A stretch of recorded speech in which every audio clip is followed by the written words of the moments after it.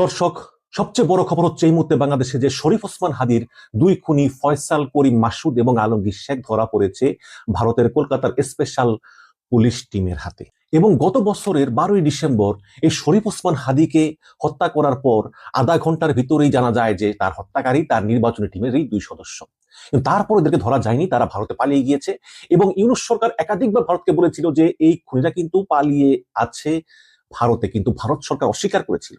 অথচ আমরা জানি যে এই দুইজন খুনি তারা ভারতে ঢোকার পরই তাদেরকে গ্রেপ্তার করা হয়েছিল, কিন্তু তাদেরকে গ্রেপ্তার করে গোপন রাখা হয়, বাংলাদেশের কাছে স্বীকার করা হয় না। কেন স্বীকার করা হয়নি সেটা ভারতই বলতে পারবে। কিন্তু তারপর দেখলাম যে 2 দিন আগে একটা গ্রেপ্তারের নাটক সাজিয়ে ভারত বলল যে আমরা এই দুই খুনিকে গ্রেপ্তার করেছি ভারতের বনগাঁ সীমান্ত থেকে, তারা গোপনে চেষ্টা করেছে বাংলাদেশে প্রবেশ করার।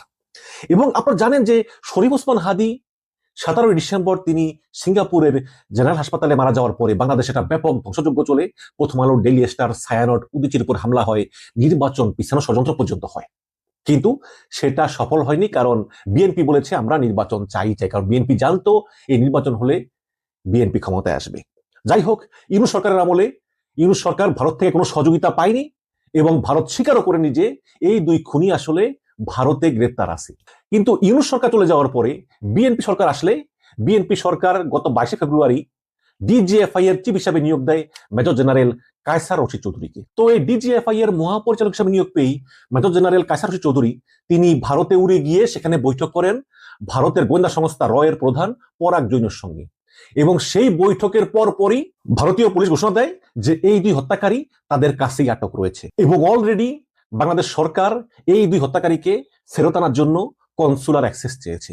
সুতরাং আমরা মনে করতেই পারি যে এই দুই হত্যাকারী ফয়সাল করিম মাসুদ এবং আলমগীর শেখ তাদেরকে খুব শীঘ্রই বাংলাদেশে ফেরত আনা হবে। এবং আমরা এও জানতে পারলাম যে এক রুবেল আহমেদ, এই রুবেল আহমেদকে 2025 সালের 15ই জানুয়ারি গ্রেপ্তার করা হয়, কারণ এই রুবেল কলকাতায় আওয়ামী লীগের সঙ্গে ভার্চুয়ালি যুক্ত ছিল। এই রুবেলকে গ্রেপ্তারের পরে রুবেলকে যখন রিমান্ডে নেওয়া হয় তখন এই রুবেল বলেছিল যে কলকাতা থেকে জাহাঙ্গীর কবির নানক বলেছেন যে শরীফ ওসমান হাদি এবং ইউটিউবার কাফি এই দুজনকে মেরে ফেলতে হবে, কারণ এই দুইজন নানা বাজে কথা বলে আওয়ামী লীগকে নিয়ে। তাহলে প্রশ্ন হচ্ছে যে রুবেল যখন বললো এই কথা, তখন পুলিশ কেন এই হাদিকে কথা বললো না বা কাফিকে কথা বললো না যে তোমাদের মৃত্যু ঝুঁকি আছে, আওয়ামী লীগ চায় তোমাদেরকে সরিয়ে দিতে? পুলিশ কিন্তু এটা বলেনি। এই গ্রেপ্তারের পর 30 এপ্রিল, সেই 2025 সালের 30 এপ্রিল রুবেল সুপ্রিম কোর্ট থেকে জামিন পেয়ে বের হয়ে যায়। ইন্টারেস্টিং হচ্ছে এই বছরের 21শে জানুয়ারি মধ্যরাতে জামিনে থাকা রুবেল আহমেদকে পুলিশ গ্রেপ্তার করে কেরানীগঞ্জ থেকে, এবং এই রুবেলই ছিল এই ফয়সাল করিম মাসুদের ঘনিষ্ঠ সহযোগী। এখন এই রুবেলকে নতুন করে রিমান্ডে যে পুলিশ আবেদন করলে সে বলে যে হ্যাঁ, এই ইউটিউবার কাফিকে এবং ওসমান হাদিকে শেষ করার নির্দেশ দেয় ভারতে পলাতক জাহাঙ্গীর কবির নানকের ব্যক্তিগত সহকারী বিপ্লব। এবং রুবেল বলেছেন যে আমি ফয়সালের কাছে কিছু টাকা পাই, কিন্তু ফয়সাল টাকাটা ফেরত দিচ্ছে। এই জন্য আমি ফয়সালকে বলছি যে তুমি যদি কাজ করতে পারো এই কাজটা, তাহলে আমাদের যে বিপ্লব ভাই, নানকের পিএস বিপ্লব ভাই, তোমাদেরকে আরো কিছু টাকাও দিবে, তোমার আগে টাকা দেওয়া লাগবে না।